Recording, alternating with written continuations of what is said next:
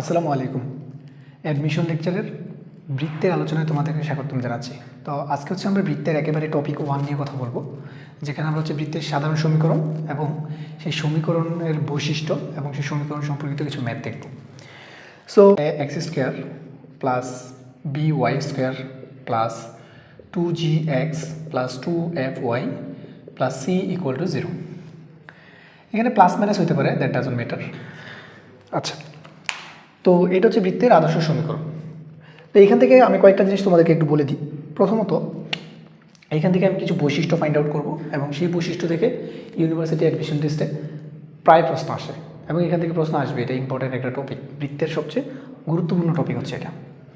So first of all, এইখানে x স্কোয়ারের সহগ এবং ওয়াই স্কোয়ারের যে সহগ আছে, এই দুটো সহগের ভ্যালু সেম হইতে হবে, ঠিক আছে? অর্থাৎ এ এবং বি এই দুটো কী হতে হবে?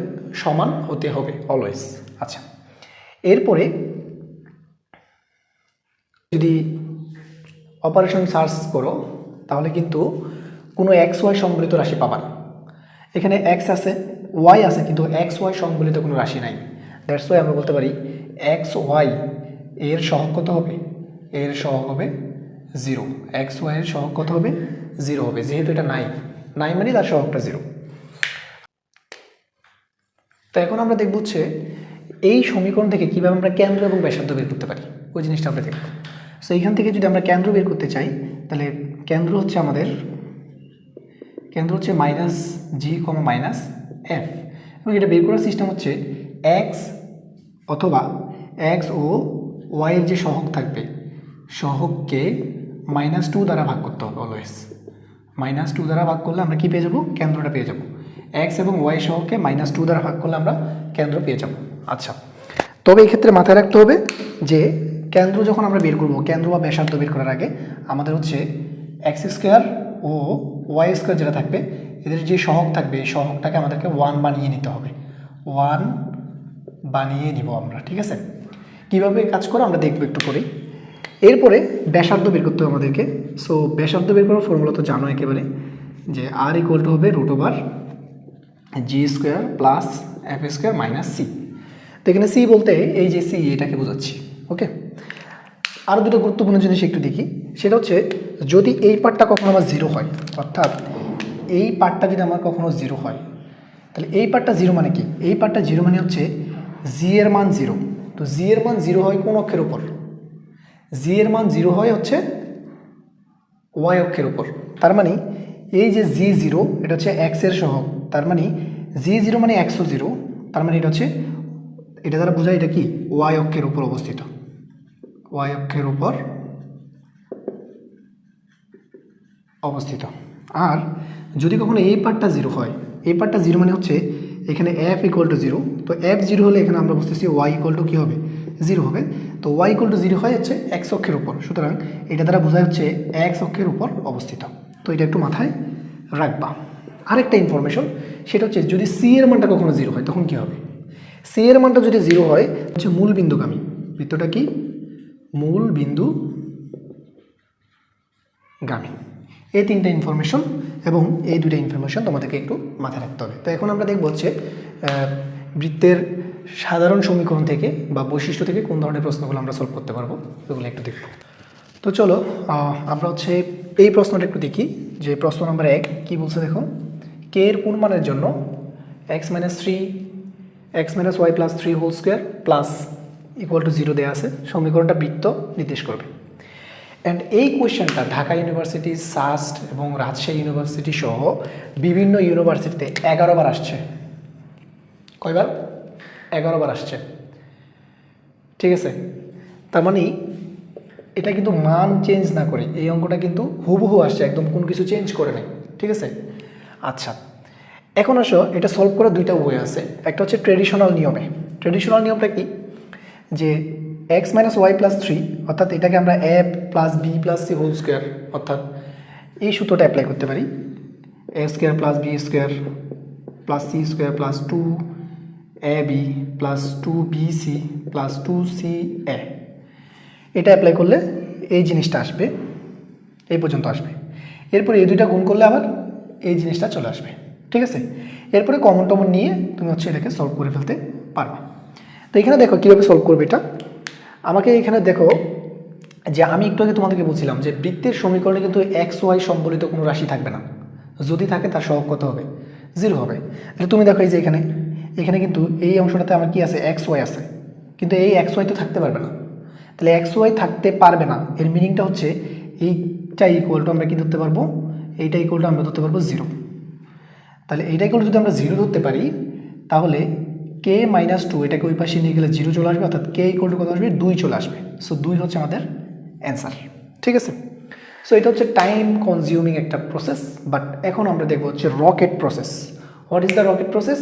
মাত্র 5 সেকেন্ডের মধ্যে তুমি এটা দেখে শেষ করে ফেলতে পারবা। ঠিক আছে, তো দেখি আমরা আসলে কি ঘটনাটা ঘটতেছে।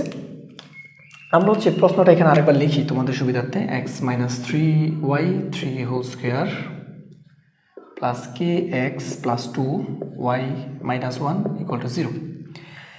তো আমাদের এখানে এক্স ওয়াই আসার সম্ভাবনা কোন কোন জায়গা থেকে আছে দেখো। এই দুইটাকে গুণ করলে কিন্তু এক্স ওয়াই আসার সম্ভাবনা আছে, তাই না? অর্থাৎ দেখো কে এক্স এবং এইটাকে যদি গুণ করি তাহলে এক্স ওয়াই আসবে। আর এইখান থেকে কিন্তু এইখান থেকে এক্স ওয়াই আসবে, হয় 2xy আসবে অথবা মাইনাস 2xy আসবে। ঠিক আছে, এই পার্টটা থেকে যখন দেখবা যে a plus b plus c square এই ফর্মেটে আছে, এখান থেকে কিন্তু 2xy আসবে অথবা মাইনাস 2xy আসবে। তাহলে আমি বুঝবো কীভাবে যে 2xy আসবে বা মাইনাস 2xy আসবে? যদি দেখি আমরা এক্স এবং ওয়াই এর সামনে যে চিহ্ন আছে চিহ্নটা একই, তাহলে আসবে প্লাস 2xy।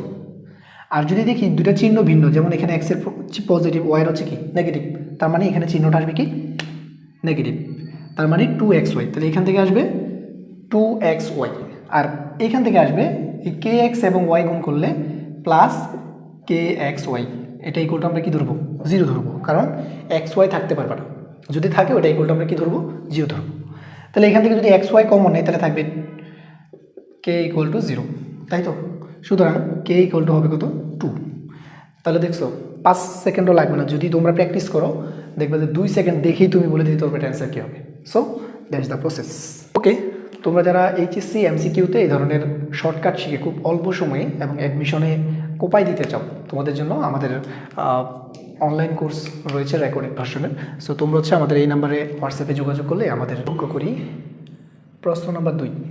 সো এখানে দেখো কি বলছে যে এটা যদি বৃত্ত হয় তাহলে কে এর ভ্যালুটা কত হবে? এটা যদি বৃত্ত হয় তাহলে কে এর ভ্যালুটা কত হবে? সো আমরা বৃত্তের বৈশিষ্ট্যে তোমাদেরকে একটা জিনিস বারবার বলছিলাম যে এক্স স্কোয়ার এবং ওয়াই স্কোয়ার সহগ সমান হইতে হবে এবং এক্স ওয়াই সম্বলিত কোনো রাশি থাকবে না। তাহলে তুমি দেখো এখানে ওয়াই স্কোয়ারের সহগ কত? 2। তাহলে এটা যদি বৃত্ত হইতে হয় এক্স স্কোয়ারের সামনেও কত থাকতে হবে? 2 থাকা লাগবে শিওর, তবেই কিন্তু এক্স স্কোয়ার এবং ওয়াই স্কোয়ারের সহগ কী হবে? সমান হবে। সো অ্যান্সার হচ্ছে সি, একদম ইজি। এরপরটা দেখো কি বলছে, প্রশ্ন নম্বর 3। এটা হচ্ছে তোমাদের জাহাঙ্গীরনগর ইউনিভার্সিটিতে 20 এবং 21 সেশনে আসা একটা কোয়েশ্চেন। সো এখানে বলা হয়েছে একটা বৃত্তের সমীকরণ দেওয়া আছে, সাধারণ আদর্শ সমীকরণ, এখান থেকে কেন্দ্রটা বের করতে হবে। সো কেন্দ্র বের করার সূত্র কি বলছিলাম যে এক্স অথবা ওয়াই এর সহগকে -2 দ্বারা ভাগ করবা। -2 দ্বারা ভাগ করলে আমরা কেন্দ্রটা পেয়ে যাব। তো চলো করে দেখি।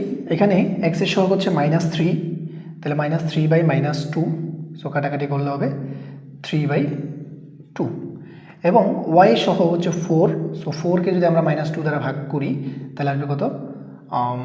-1/2। সো আমাদের অ্যান্সার হচ্ছে 3/2 -1/2। যদি তোমরা এটা করে এভাবে তাহলে কিন্তু তোমাদের অ্যান্সারটা হবে না, ভুল। একটু ঝামেলা আছে তোমাদের। কোথায় ঝামেলা হয়েছে?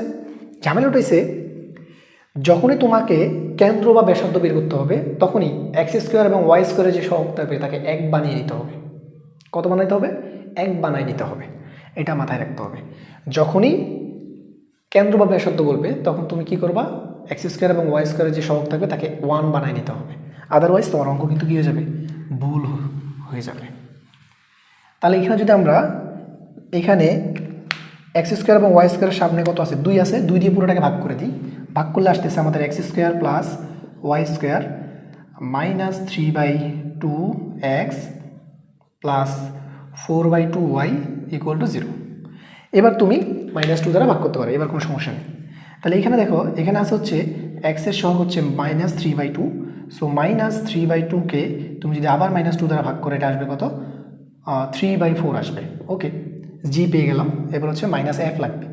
তো এখানে y এর সহগ আছে কত? সো এখানে এটাকে যদি আমরা ভাগ করি তাহলে কত আসবে? এটাকে ভাগ করলে আসবে 2। তাহলে 2কে -2 দ্বারা ভাগ করলে আমাদের উত্তর আসবে -1। তাহলে আমাদের অ্যান্সার হচ্ছে 3/4, -1। তাহলে 3/4, -1 এটা হচ্ছে আমাদের অপশন এতে বিদ্যমান। সুতরাং এই ছোটোখাটো বিষয়গুলো তোমরা কিন্তু মাথায় রাখবা। তো প্রপার প্র্যাকটিস যদি তুমি না করো, এই ছোটোখাটো বিষয়গুলো কিন্তু তোমাদের মাথায় সেট হবে না। এই জন্য আমাদের হচ্ছে যে পারফেক্ট প্র্যাকটিস বুক যেটা বলে, সেখানে হচ্ছে একটা প্রশ্নের আন্ডারে এই প্রশ্নটা কতভাবে ঘুরাই দিতে পারে ওইরকমভাবে প্রশ্নগুলো সেট করে দেওয়া আছে। ওই ধরনের পিডিএফগুলো যদি তোমাদের লাগে, তোমরা হচ্ছে কমেন্ট করবা, জাস্ট আমরা তোমাদেরকে সেগুলো পৌঁছাই। ওকে, সো এতক্ষণ হচ্ছে আমরা বৃত্তের আদর্শ সমীকরণ থেকে বৈশিষ্ট্য এবং বিভিন্ন প্রশ্ন সলভ করছি। এখন হচ্ছে বৃত্তের আরেকটা সমীকরণ দেখো। বৃত্তের এরকম একটা সমীকরণ হইতে পারে, সো এটাকে আমরা নর্মালি সাধারণ সমীকরণ বলে থাকি।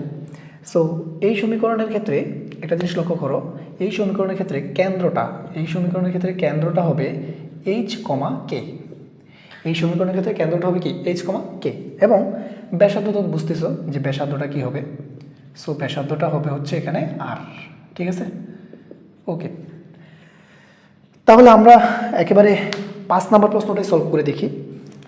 তো এটা তো একদম ইজি, তোমরা বুঝতেছো কী হবে। এই প্রশ্নটা হচ্ছে, এটা আইইউতে আসছিল, ইসলামিক ইউনিভার্সিটিতে, বা জিএসটিতেও আসছে আর বলা যায়। সো এই প্রশ্নটা দেখো, এখানে বলছে যে x + 5² y - 3² = 36 এর কেন্দ্র কত হবে। সো কেন্দ্র মানে কি আমরা জানি h, k। কেন্দ্র মানে কি h, k। তাহলে এখানে h এর মান কত? 5। h = কত আছে? 5 আছে। h আছে 5 এবং k এর জায়গায় কত আছে? 3 আছে। তাহলে k এর জায়গায় 3 আছে। তাহলে 5,3 কোথায় আছে? এখানে আছে। সো 5,3 এটা অ্যান্সার। ব্যাস, তুমি অ্যাডমিশন টেস্ট দিয়ে চলে আসলা, কিন্তু তোমার এই অঙ্কটা হয়নি। কেন হয়নি? কারণ তোমার বুঝায়, তোমার পড়ার স্টাইলে ঘাটতি আছে। পড়তে হবে তীক্ষ্ণ নজর দিয়ে। জাস্ট সবাই যেভাবে পড়ে তুমি সেভাবে পড়লে কিন্তু হবে না। জিনিসটা লক্ষ্য করে দেখো এখানে, যে এখানে এইচ এর আগে চিহ্নটা কি ছিল? মাইনাস। এখানে কে এর আগে চিহ্নটা কি ছিল? মাইনাস। এখানে কি দুইটার আগে মাইনাস আছে? নাই, এখানে তো প্লাস। কথা বুঝতে পারছো? তাহলে এখানে যদি প্লাস হয়, তার মানে ব্যাপারটা কি হবে দেখো তো। তাহলে এটা কিন্তু আমি এইভাবে লিখতে পারি, x - -5 তার উপর স্কোয়ার প্লাস y - 3 স্কোয়ার। তাহলে এবার বলো, এবার এইচ এর জায়গায় কত? -5 এবং কে এর জায়গায় কত? এবার কে এর জায়গায় হচ্ছে 3। তাহলে উত্তর দাঁড়াচ্ছে -5,3। বুঝতে পারছো? তাহলে স্মার্ট ওয়েতে করতে হবে, -5,3 এটা হচ্ছে আমাদের অ্যান্সার, এটা কিন্তু না।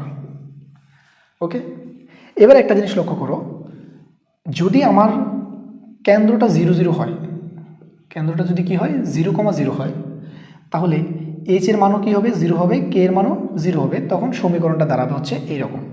সমীকরণটা দাঁড়াবে x² + y² = r²। তো এই সমীকরণটার মিনিং হচ্ছে কি, যে এখানে কেন্দ্রের স্থানাঙ্ক হচ্ছে 0,0, অর্থাৎ এইচ এর মানও 0, কে এর মানও কি 0।